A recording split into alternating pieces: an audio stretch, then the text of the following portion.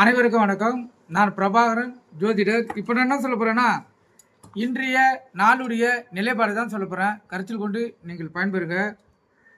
விஸ்வாசி ஆணி 8 இன்று ஞாயிற்றுக்கிழமை, ஆங்கில வருடம் ஜூன் 22, 2025.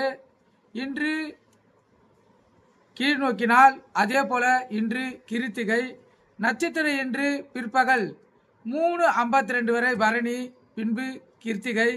திதி இன்று அதிகாலை 1:52 வரை ஏகாதசி, இரவு 11:25 வரை துவாதசி, பின்பு திரியோதசி. யோகம் இன்று முழுவதும் சித்த யோகம். சந்திராச நட்சத்திரம் அஸ்தம் சித்திரை. சந்திராச ராசி பார்த்தீங்கன்னா கன்னி துலாம். சந்திராச பொறுத்த மட்டும் ராசியை 50% பாதிக்கும், லக்கணத்தை 90% பாதிக்கும். அதனால் அந்த கன்னி ராசி கன்னி லக்கணம், துலா ராசி துலா லக்கணம். இன்று மிகவும் கவனமாக இருக்கணும், விழிப்புணர்வோடு இருக்கணும். வண்டி வாகனத்தை செல்லக்குள்ள கவனமாக செல்லணும். போக்குவரத்து விதிமுறைகளை கடைபிடித்து செல்லணும். எக்காரத்தை கொண்டோ வண்டியை இயக்கி கொண்டு மொபைல் ஃபோனில் பேசக்கூடாது. வண்டி எடுக்குள்ள அனைத்தும் சரியாக தான் பார்க்கணும். முக்கியமாக பிரேக் பிடிதா பார்த்து தான் வண்டியே எடுக்கணும்.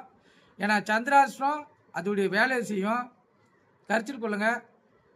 நல்ல நேரம் காலை 7:30 to 8:30, மாலை 3:30 to 4:30. கௌரி நல்ல நேரம் காலை 10:30 to 11:30, மாலை 1:30 to 2:30. இந்த கௌரி நல்ல நேரத்தில் புதுமண தம்பதிகளுக்கு சாந்தி முகூர்த்தம் அமைத்தால் சிறப்பு. குழந்தை பாக்கியம் இல்லாதவங்க பயன்படுத்தினா மிகவும் சிறப்பு. கருத்தில் கொள்ளுங்க. ராவு காலம் மாலை 4:30 to 6, யமகண்டம் மதியம் 12 to 1:30, குளிகை மாலை 3 to 4:30. குளிகைன்னா மாந்தி, மாந்தின்னா குளிகை. இந்த நாளில் அதாவது இந்த நேரத்தில் எந்த நல்ல காரியமும் கெட்ட காரியமும் செய்யக்கூடாது. கண்டிப்பாக அது தீவினையே ஏற்படுத்தும். நீங்கள் கருத்தில் கொண்டு நீங்கள் பயன்பெறுங்க.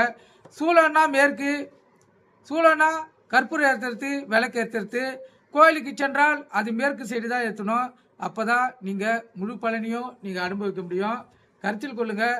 ஒரு கிரகங்கள் அமைப்பும் ஒரு நாளில் வித்தியாசமாக இருக்கும்.